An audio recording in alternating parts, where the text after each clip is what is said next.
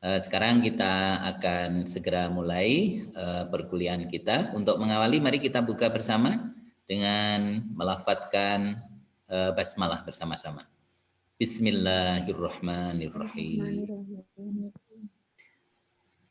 Baik, kalau pada sebelum UTS yang lalu kita sudah membahas tentang distribusi data ya sampai kepada ukuran gejala memusat ya, itu kita mempelajari mean, median, modus, kuartil, desil sampai persentil ya.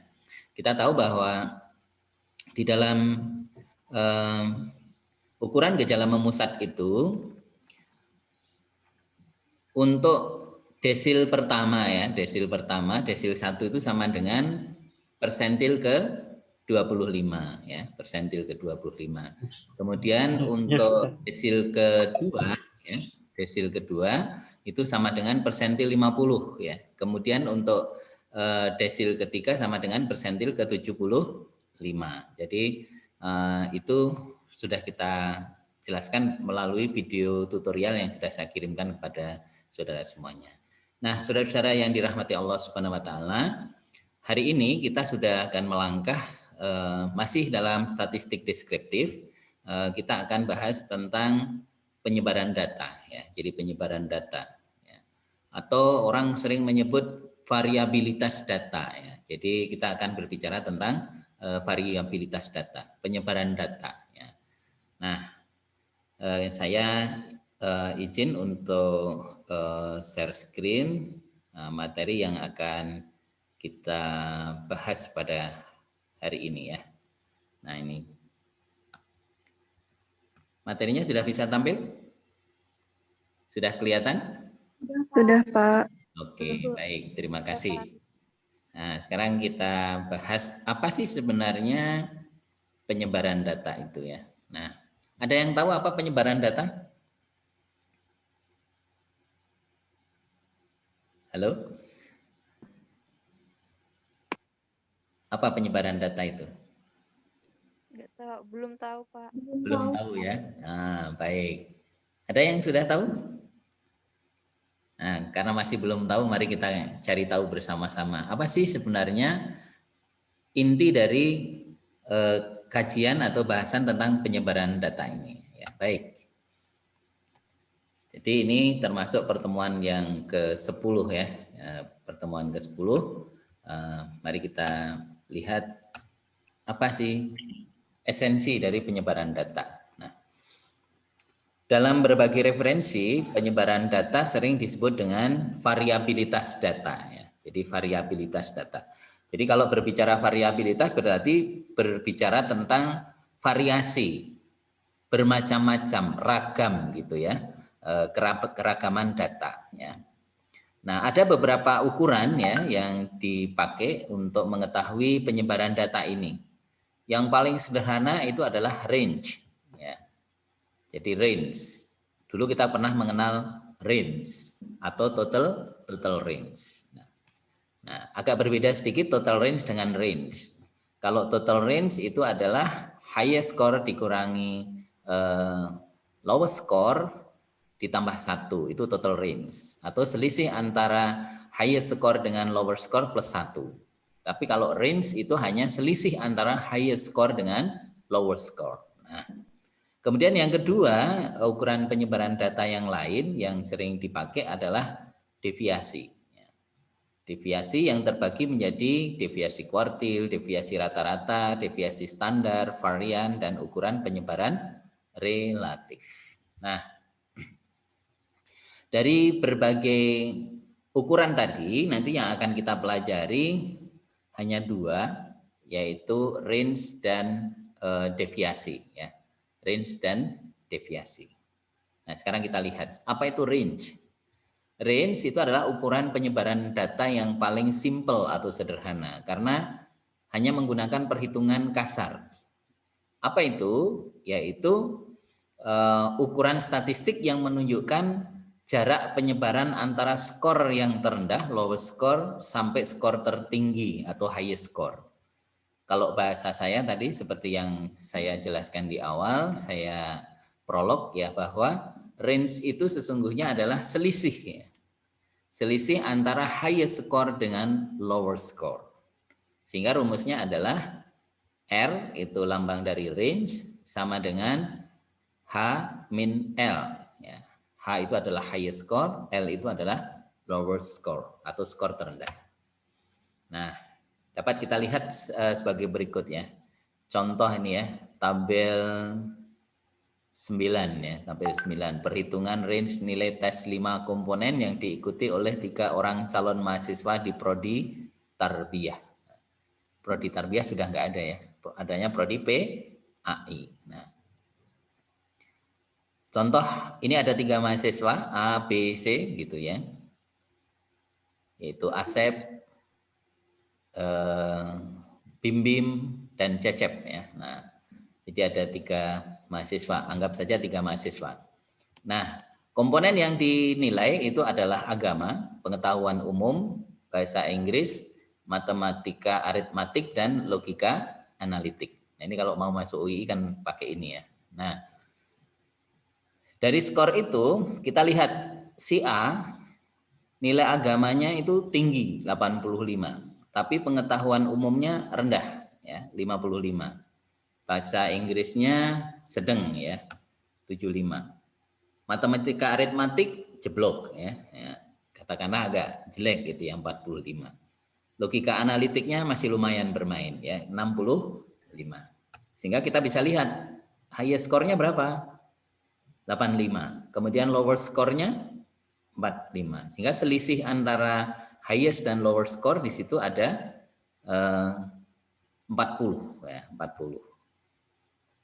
Jadi ada 40 orang gitu ya. Nah, sehingga kalau dilihat dari rata-ratanya jumlah nilainya sama di sini 325.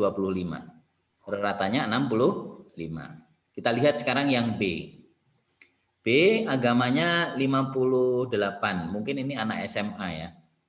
Atau SMK mungkin ya. Nah, sementara si B ini pengetahuan umumnya lumayan 65. Bahasa Inggrisnya 72, matematika analitiknya 60. Kemudian logika analitiknya 70. Sehingga tertinggi adalah 72, terendahnya 58. Sehingga selisihnya di situ 14. Jumlah skor totalnya juga sama di sini 325. Ratanya juga sama 65. Kemudian yang ketiga si C atau Cecep itu untuk semua komponen sama nilainya 65, sehingga skor tertinggi 65, skor terendah 65, sehingga selisihnya 0. Jumlah total nilai skornya 325. Ratanya juga sama. Nah, sekarang saya tanya, di antara ketiga calon mahasiswa itu, mana yang memiliki variabilitas tertinggi? Halo? 5, Pak. Yang mana? Yang A atau yang B atau yang C? A. Artinya memiliki variabilitas ya. Jadi keragaman gitu. Jadi kalau dilihat dari kemampuannya itu tidak merata gitu. Sangat bervariasi. Kalau agama dia pinter mungkin karena dia anak dari aliyah umpamanya gitu ya. Sementara si B itu justru agamanya tidak terlalu tinggi gitu. Tetapi dia lumayan lah. Jadi selisihnya tidak terlalu banyak. Nah, yang kita lihat di sini yang memiliki stabilitas paling bagus itu adalah si C. Kemampuannya sama, merata untuk semua komponen. Nah, jadi ini kalau umpamanya kita hanya melihat menggunakan range saja, dan ketika saya sebagai seorang pimpinan gitu, saya ingin mencari kemampuan seseorang, kira-kira saya akan milih A, B, atau C? C. C, Pak. Alasannya kenapa? Karena merata. Jadi karena memiliki kemampuan yang merata untuk semua komponen. Jadi seperti itu. Betul sekali. Jadi, di sini kita bisa melihat fungsi dari range yaitu untuk melihat kemampuan ya untuk melihat variabilitas ya. Variabilitas didasarkan atas selisih ya antara highest dengan lowest score. Jadi ini makanya dikatakan sebagai ukuran penyebaran data yang paling sederhana atau yang paling simple. Baik. Nah, kita nggak usah jelaskan di sini. Nah, catatan penting untuk range gitu ya. Semakin kecil jarak penyebaran nilai, maka data dikatakan semakin homogen. Semakin besar jarak penyebaran nilai, maka semakin heterogen atau semakin bervariasi gitu. Terutama dalam hal nilainya tadi. Gitu. Nah, kelemahan range itu sama dengan kelemahan apa? Karena tergantung dari nilai ekstrim. Jadi kelemahan range itu sama dengan kelemahan apa? Dulu pernah kita pelajari. Apa yang memiliki kelemahan karena didasarkan atas nilai ekstrim itu? Selain range apa berarti? Lupa ya. Ya, baru kemarin sudah lupa ya. Nah, yaitu kelemahan range itu sama dengan kelemahan mean atau rata-rata hitung. Rata-rata hitung itu kan sangat dipengaruhi oleh selisih antara skor tertinggi dengan skor terendah. Ya, jadi nilai ekstrimnya, baik itu nilai ekstrim tinggi maupun nilai ekstrim rendah. Yang dulu saya contohkan si A dan si B ketika dia memiliki sejumlah uang. Si A punya 10.000, si B punya 500 rupiah gitu ya. Berapa rata-rata keduanya? 5.250. Yang rugi siapa yang rugi? Si A ya. Yang untung si B ya, karena kan dia cuma uang 500 tapi kemudian setelah dirata dia jadi punya uang 5.250 gitu ya. Si A-nya yang rugi gitu ya. Dia punya uang 10.000 jadi hanya separuhnya. Jadi seperti itu. Itulah kelemahan dari range yang sama dengan kelemahan dari mean, yaitu sangat tergantung dari extreme value-nya. Baik. Ada pertanyaan tentang range? Alhamdulillah tidak. Ya. Alhamdulillah tidak ya. Ada yang mau tanya? Tidak, Pak. Tidak, karena sudah sangat jelas ya. Baik. Kemudian yang kedua, ukuran penyebaran data yang kedua adalah deviasi. Apa itu deviasi? Deviasi itu sering dipahami sebagai simpangan atau selisih. Yaitu simpangan atau selisih dari masing-masing skor atau interval dengan nilai rata hitungnya. Deviation from the mean. Jadi seperti itu. Itu deviasi. Jadi sekali lagi deviasi itu adalah selisih atau simpangan dari masing-masing skor atau interval dengan nilai rata hitungnya. Jadi seperti itu. Sekarang kita lihat lambangnya. Jadi kalau dulu ketika kita menulis variabel itu kita berikan rambu-rambu harus huruf besar gitu. Atau kalau itu midpoint juga harus huruf besar. Variabel itu dilambangkan dengan huruf besar ya. Sementara deviasi itu adalah huruf kecil dari variabelnya. Jadi kalau contoh variabelnya adalah nilai dilambangkan dengan X besar, maka deviasinya adalah X kecil. Nah, gitu. Jadi kalau variabelnya dilambangkan dengan Y, maka deviasinya Y kecil. Kalau variabelnya dilambangkan dengan N besar, maka deviasinya dilambangkan dengan N kecil. Gitu. Nah, dan perlu diketahui untuk deviasi, terutama adalah nanti deviasi rata atau deviasi rata-rata, maka deviasi akan diberi tanda plus dan minus, ya, akan diberi tanda plus dan minus. Tetapi perlu diketahui bahwa tanda plus dan minus bukan tanda aljabar. Ya. Apa maksudnya? Tanda aljabar itu jelas ya. Kalau ada plus dan minus itu punya pengaruh. Kalau di jumlahkan nanti bisa hasilnya 0. Tetapi karena ini bukan tanda aljabar, maka tanda plus itu berarti bermakna deviasi positif. Ya. Deviasi positif, yaitu di atas rata-rata gitu ya, di atas rata-rata. Ya, sementara kalau deviasi negatif adalah di bawah reratanya gitu. Maka jadi di sini selisihnya itu adalah selisih positif dan selisih negatif, bukan tanda aljabar. Kalau tanda aljabar dijumlahkan pasti 0 gitu ya. Jadi nanti itu yang perlu diketahui. Nah, saudara-saudara yang dirahmati Allah, nah ini contoh. Yang pertama yang akan kita bahas adalah tentang deviasi rata-rata atau deviasi rerata, ya. Average deviation. Ya. Nah, apa itu deviasi rata-rata? Adalah jumlah harga mutlak deviasi tiap-tiap skor dibagi dengan banyaknya skor itu sendiri. Karena ada kata-kata rata-rata itu ya. Ada kata rata-rata berarti pasti di situ dibagi berdasarkan jumlah skornya gitu ya. Nah, tetapi yang di sini untuk deviasi, kalau dulu untuk kasus penyebaran data, jadi atau ukuran gejala memusat gitu, itu yang dibagi itu adalah jumlah total variabelnya. Sekarang yang dibagi adalah jumlah harga mutlak atau harga total deviasinya, selisih ya, selisihnya antara total variabel dibagi dengan antara variabel atau intervalnya dengan reratanya. Jadi seperti itu. Nah, lambangnya adalah AD atau MD, tetapi yang paling banyak digunakan adalah AD ya, average deviation ya, deviasi rata-rata. Mestinya kalau deviasi rata-rata DR ya atau DA gitu ya.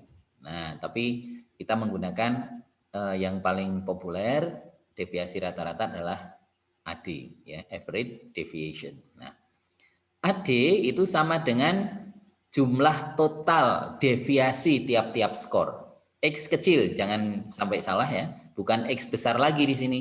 Kalau X besar itu melambangkan apa? Kalau untuk data tunggal, X besar adalah melambangkan variabel ya, variabel. Sedangkan X kecil itu adalah merupakan deviasi dari variabelnya. Nah, AD adalah deviasi rata-rata, sigma X kecil gitu, itu artinya jumlah harga mutlak deviasi tiap-tiap skor. Kemudian N adalah number of cases. Nah, kita lihat nih contoh datanya. Nah, ini nilai si A dan nilai si B. Contoh nih, kita punya data nilai si A atau yang diberi lambang X gitu ya. Jadi nilai itu ada 73, ada 78 gitu ya. Di sini tidak harus diurutkan gitu. Apa adanya aja. Frekuensi sama dengan 1 di sini ya. Frekuensi sama dengan 1. Masing-masing itu variabelnya itu skornya itu 1 ya. Skor variabelnya cuma 1. Nah, sekarang kita tahu ini di sini ini nilai ya, variabelnya adalah nilai diberi lambang X, maka deviasinya adalah X kecil. X kecil itu diperoleh dari mana? Yaitu selisih antara variabel dengan reratanya. Nah, gitu. Ya, reratanya. Ini MX atau X bar gitu ya. Sigma X per N. Nah, ini. Ini sigma X per N berarti ini di total dulu ya. Jumlah variabelnya di sini. 73 plus 78 plus 60 plus 70 plus 62 plus 80 sampai plus 67. Totally 490. Ini sama dengan total seluruh variabel ya. Total skor variabel. Nah, frekuensinya berapa? 7. Nah, sedangkan deviasinya berapa? Deviasinya 42. Loh, kenapa kok 42? Ada yang tahu kenapa 42? Halo? Di jumlah, Pak.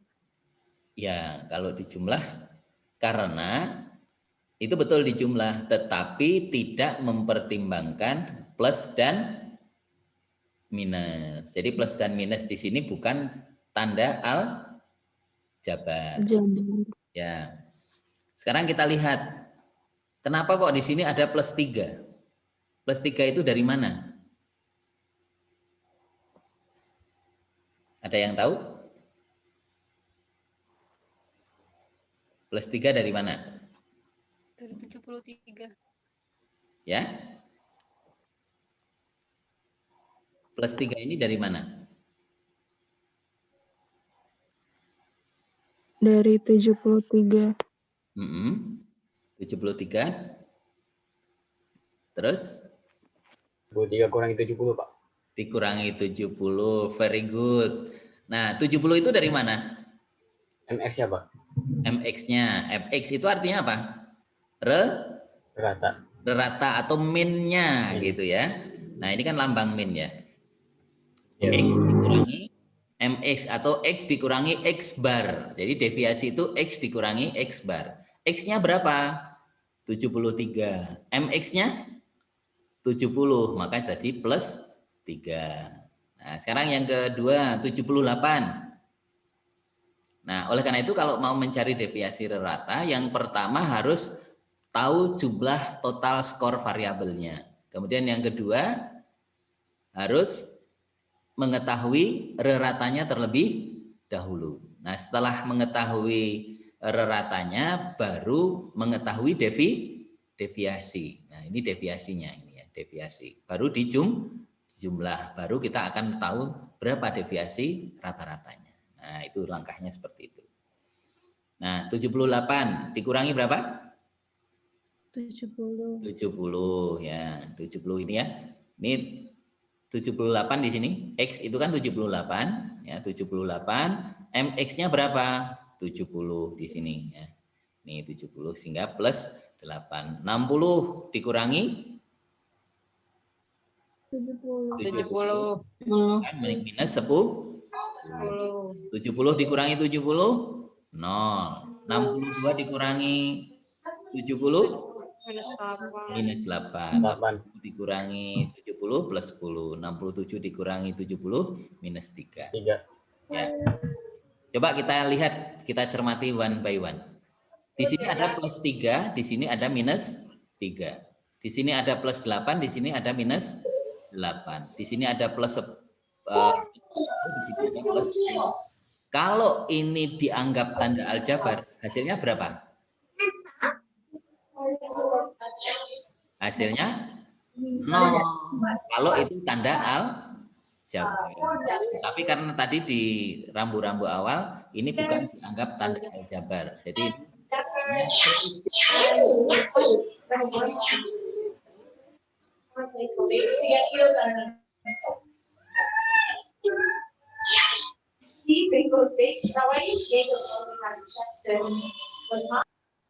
ya. Jadi ini selisih saja ya. Jadi selisih di atas dan selisih di bawah. Ya, di bawah rata. Jadi seperti itu.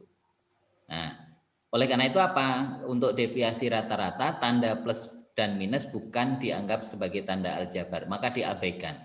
Langsung dijumlahkan 3 plus 8 plus 10 plus 8 plus 10 plus 3 sehingga totalnya 42. Berapa deviasi ratanya? 60. Nah, ini kan skornya sama ya, 490 gitu ya, 490, tapi ternyata deviasinya selisih ya, menyimpang dari reratanya adalah 6,0. Nah, sekarang kita lihat yang B. Yang B ini sama ya. Totalnya juga 490 ya, total dari seluruh skor variabel Y. Frekuensinya juga sama 7 karena masing-masing 1 sehingga berapa reratanya atau min-nya? 70. Nah, sekarang kita lihat tapi bahwa di sini ternyata jumlah deviasi skor variabel Y itu totalnya 12. 12. Ya, 12, maka bisa kita hitung berapa total skor dari deviasi rata-rata, yaitu kita lihat dari jumlah total deviasi tiap-tiap skor dibagi dengan N, ya 12 dibagi 7 sama dengan 1,7. Ada yang beda nggak dari kedua data ini? Bedanya di mana? Halo? Di mana bedanya? MX. Dinilai. Dinilai di Adik. di hasil AD-nya, ya, di hasil deviasi rata-ratanya. Kita lihat di sini. Coba kalau ratanya sama nggak? Sama kan? 70 sama 70. Tapi deviasi rata-ratanya menyimpang dari ratanya berbeda antara variabel X dengan variabel Y. Jadi yang lebih bagus yang mana? X atau Y? X. Yang X. Yang X. Benar yang X? Yang Y. Y, ya, kalau tidak X ya jadi Y kan gitu. Ya, alasannya apa kenapa Y?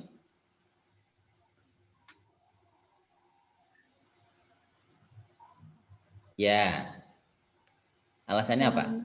Karena menyimpang dari rata-ratanya jauh lebih kecil. Jadi di sini variabilitasnya semakin kecil. Jadi di sini semakin besar variabilitas itu menunjukkan bahwa penyebarannya itu semakin heterogen gitu ya. Semakin tidak merata.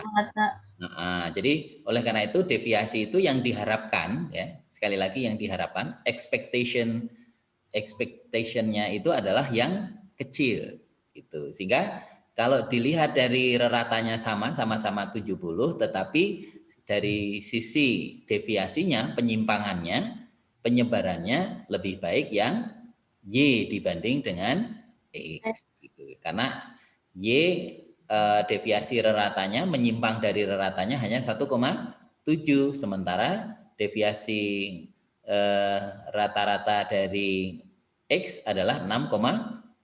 Selisihnya banyak banget gitu ya, selisihnya banyak banget gitu.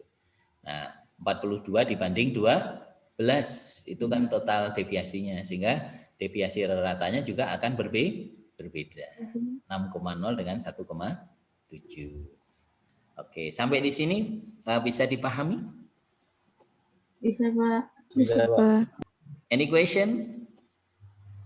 No. Not yet ya. Oke, kalau begitu straight on ya, kita lanjut. Nah, ini untuk data tunggal frekuensi lebih dari satu. Contoh nih ya, contoh. Ini kita lihat ini data yang pernah kita bahas dulu di awal-awal usia ya. Di sini ada 31, 30, 29. Ini diurutkan kebetulan nih. Diurutkan. Frekuensinya 4, 4, 5, 7, 12, 8, 5. Totalnya 50. Jadi di sini ada 50 apa? Responden atau 50 orang yang diteliti. Caranya adalah kita kalikan dulu variabel dengan frekuensi di sini. Untuk mencari apa? Jumlah total perkalian antara variabel dengan frekuensi. Nanti untuk mencari apa ini? Halo? Kenapa kok kita harus melakukan itu? Harus mencari ini jumlah total perkalian antara frekuensi dengan variabel. Ini untuk mencari apa? Rata-rata. Good. Mencari mean ya. Di sini sudah ada nih ya. Jadi mean MX atau X bar ya. X di atasnya itu ada coretnya gitu. Nah, sehingga kita ketahui di sini berapa ratanya, yaitu jumlah total perkalian antara variabel X dengan frekuensi yaitu 1360 dibagi 50 sama dengan 27,2. Nah, kalau 27,2 maka kita bisa mencari sekarang deviasinya. Nah, Kita ingat deviasi itu merupakan apa? Selisih antara variabel dengan rata atau variabel dengan min-nya. Jadi atau X dengan X bar ya. Ini kalau lambang lain dari min itu kan selain MX adalah X bar gitu. X dikurangi X bar gitu. Nah, kita tahu berapa? Ini 3, plus 3,8 itu diperoleh dari mana? Halo. Halo, Pak. Plus 31 kurangi 3,8 ini diperoleh dari mana? 31 kurangi 27 kurang 2. Oke, very good ya Mas Rian Fatah ya, betul sekali. Jadi kenapa ini ada plus 3,8 yaitu 31 itu adalah X kemudian dikurangi 27,2 dengan plus 3,8. Karena ini selisihnya 1 tinggal dikurangi 1 ya. Nah, gampang kan? Nah, yang harus hati-hati di sini. Ini kan tinggal dikurangi 1 sehingga tapi tetap posisinya plus ya. Nah, sekarang ini yang hati-hati yang 27. Nah, 27 dikurangi 27,2 berarti minus 0,2 karena ini selisihnya 1 ya tinggal ditambahkan aja. 0,2 plus minus 0,2 plus 1 sama dengan plus minus 1,2 tinggal ditambahkan lagi minus 2,2 ditambahkan lagi minus 3,2 karena selisihnya berapa?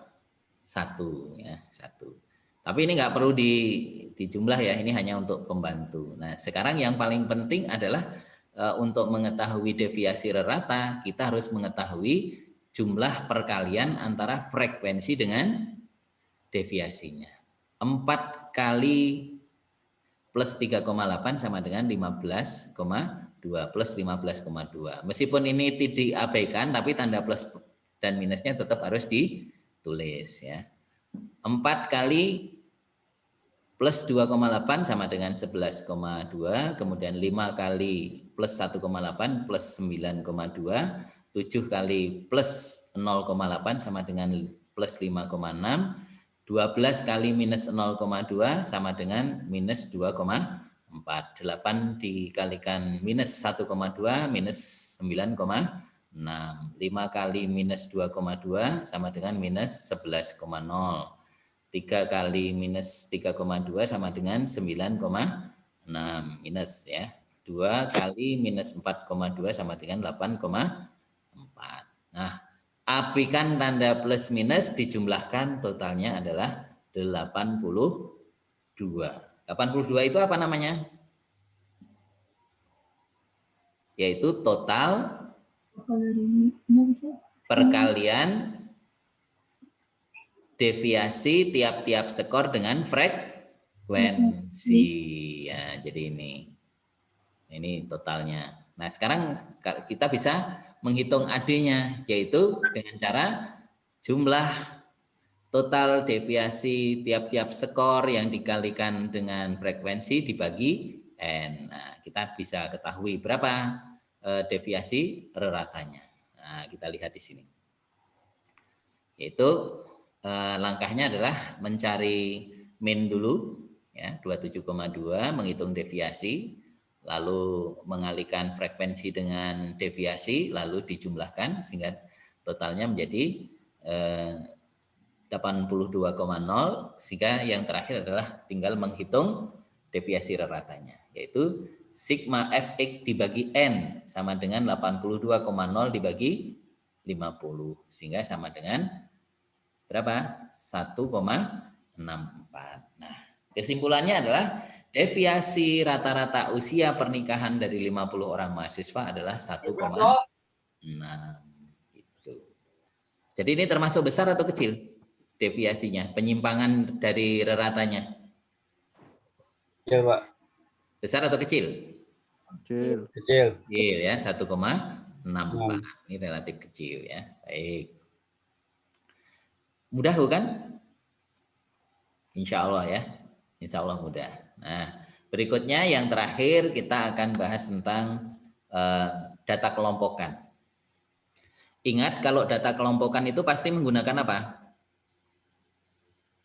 X itu melambangkan apa biasanya?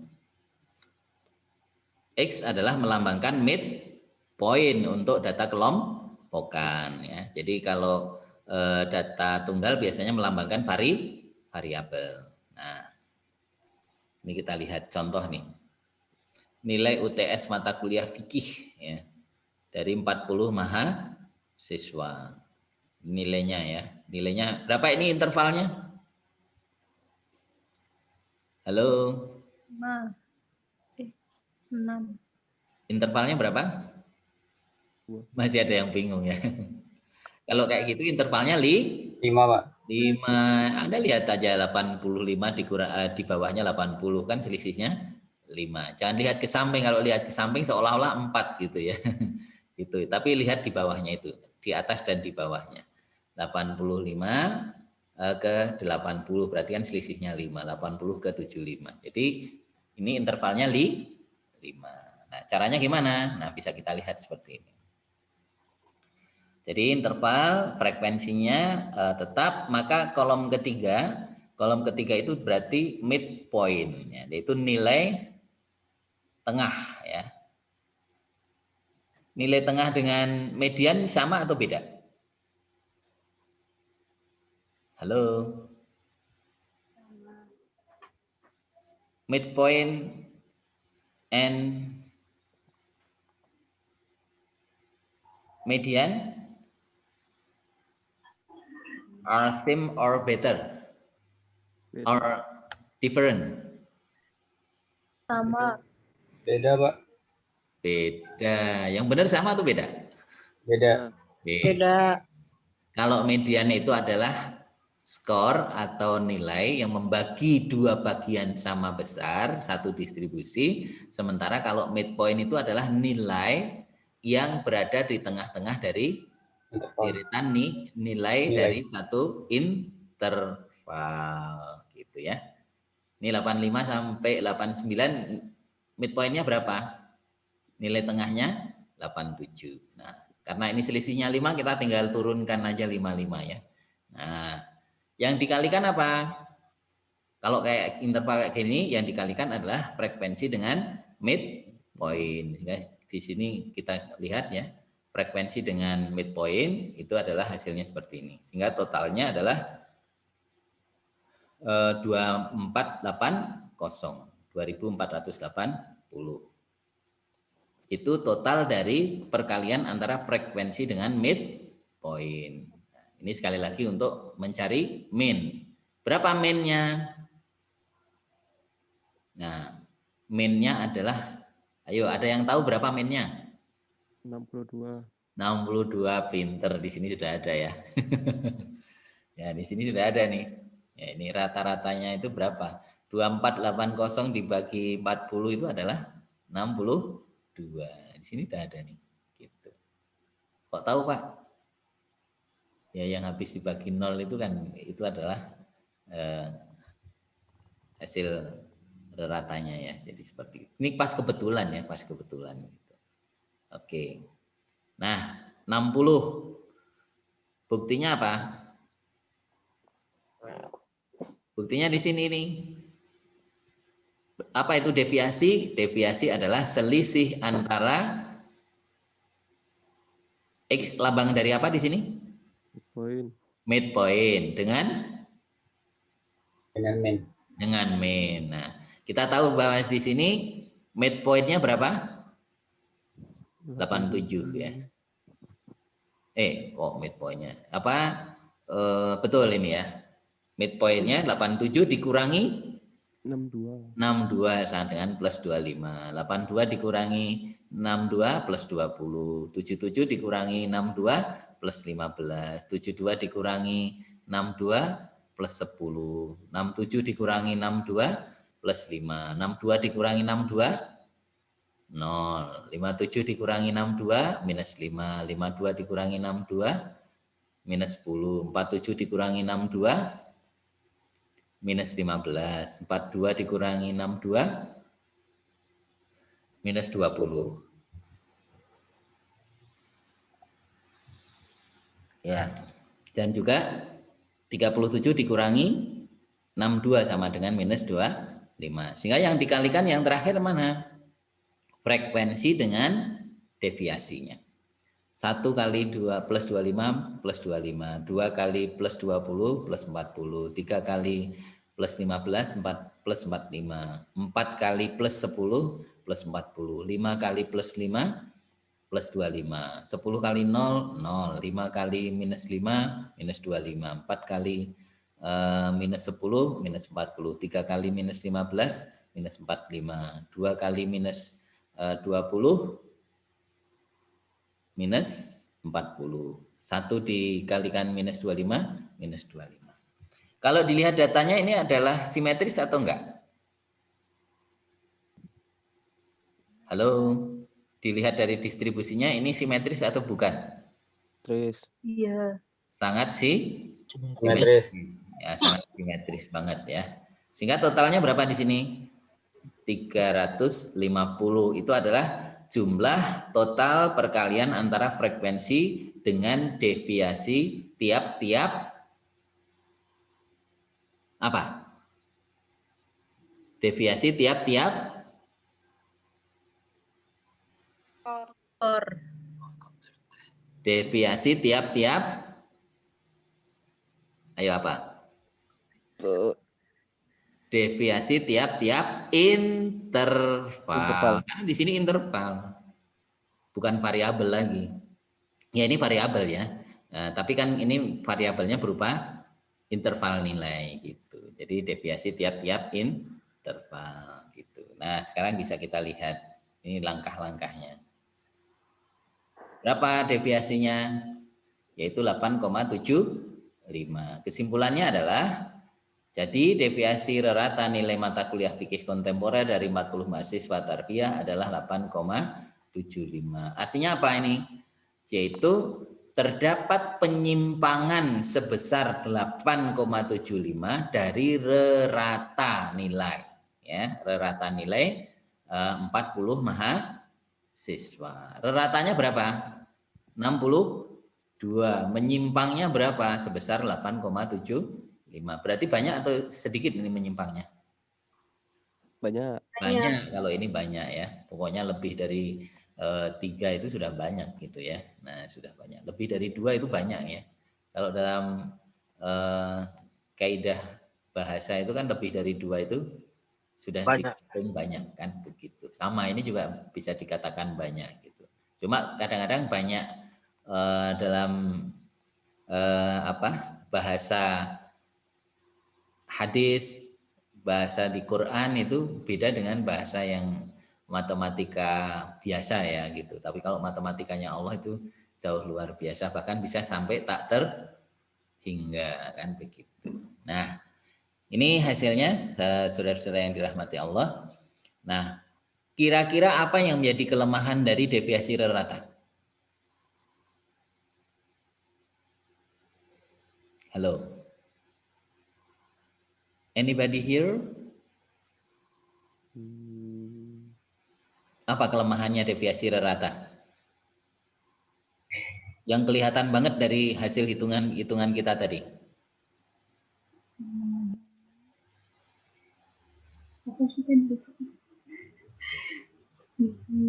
Nah, ini kelemahannya. Nah, ini. Catatan itu ya.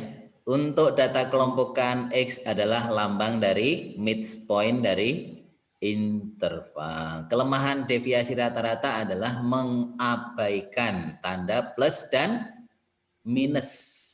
Betul enggak?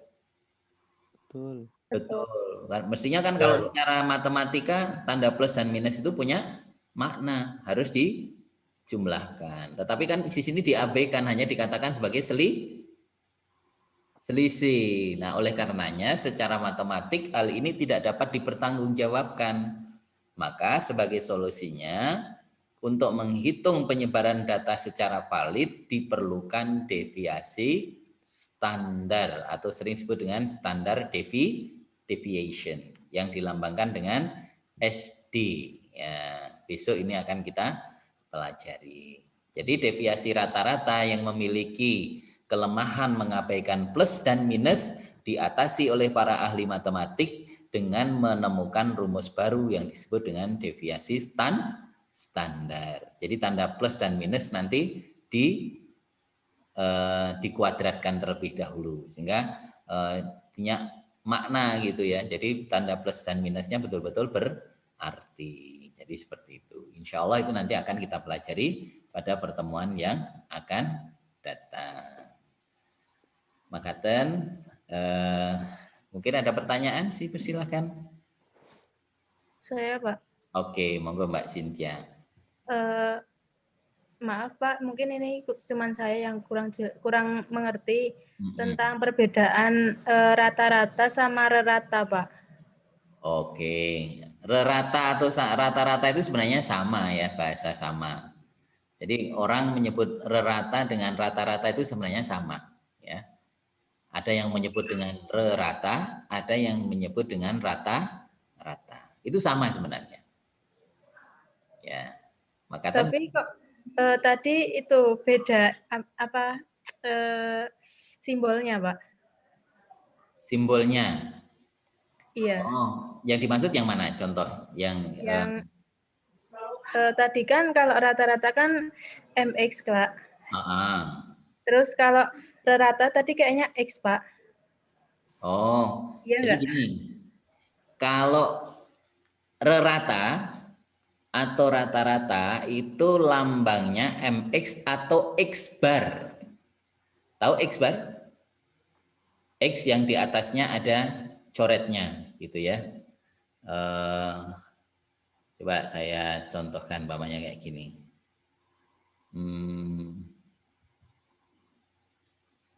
Oke, untuk membedakan saja ini ya. Nah ini, saya tulis X,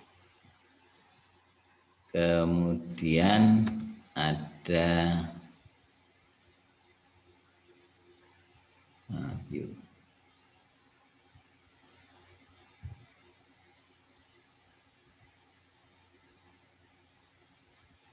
Itu simbol.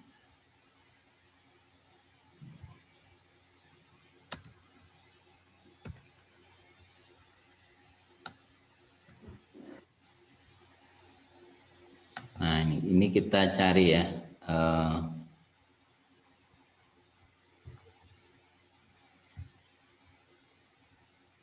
Bentar, saya carikan insert simbol. Nah, bentar, simbol.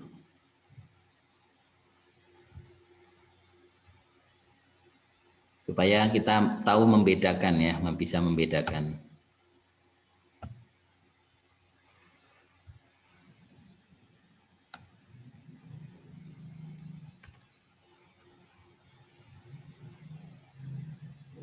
Nah ini anggap saja ya.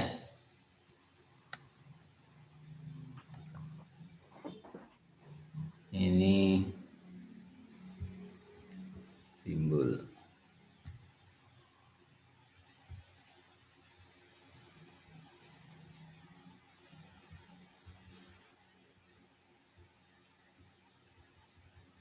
Biar kita punya pemahaman yang jelas ya tentang simbolnya. Mana X?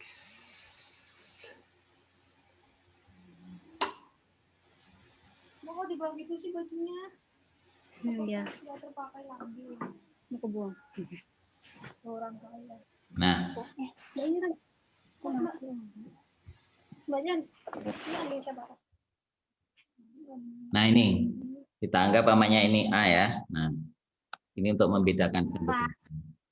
Saya besarkan biar besar nanti ini tak ini kan. Nah ini sekarang saya tunjukkan contoh untuk membedakan mana. Nah ini lambangnya ya. Jadi ini lambang.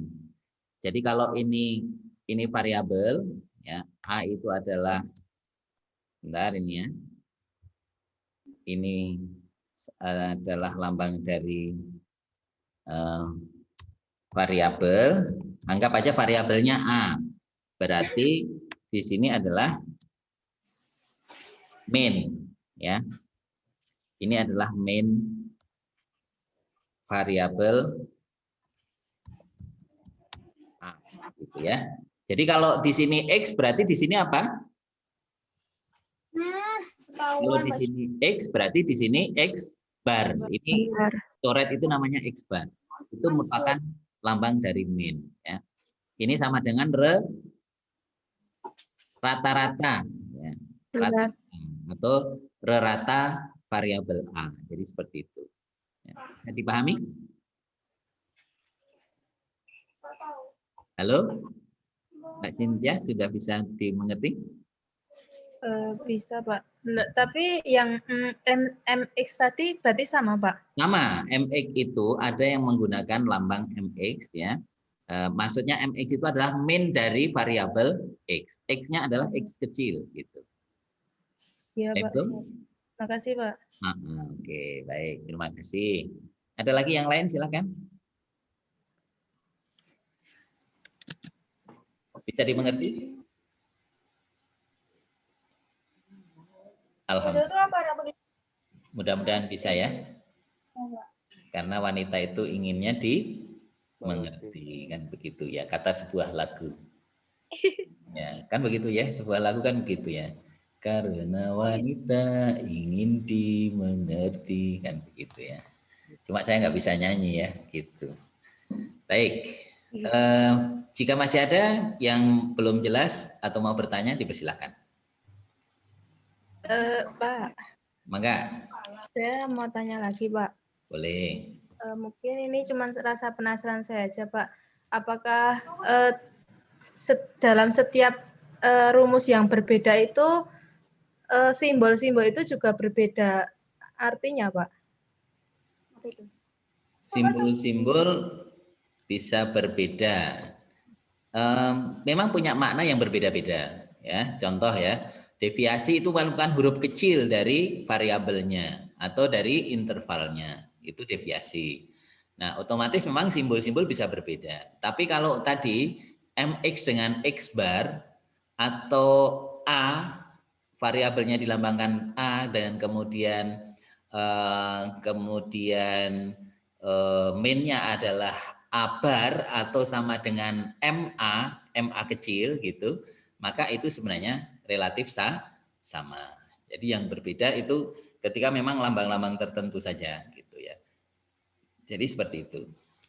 Bisa dipahami? Iya Pak. Oke. Monggo tadi Mbak Maulidah mau bertanya, silakan. Nggak jadi. Nggak jadi. Oke, disimpan. Mbak Jenny? Tadi kayaknya juga mau ngerespon kayaknya. Nggak ada, nggak jadi juga. Oke, baik. Kalau memang nggak ada, untuk sementara itu tadi. Sekali lagi kesimpulan kita, deviasi rata adalah apa? Deviasi rata itu adalah nilai ya atau skor yang diperoleh berdasarkan apa? Jumlah total deviasi tiap-tiap skor atau interval dibagi dengan banyaknya Skor itu sendiri. Variabel atau interval itu sendiri. Baik. Kelemahannya apa deviasi rata-rata?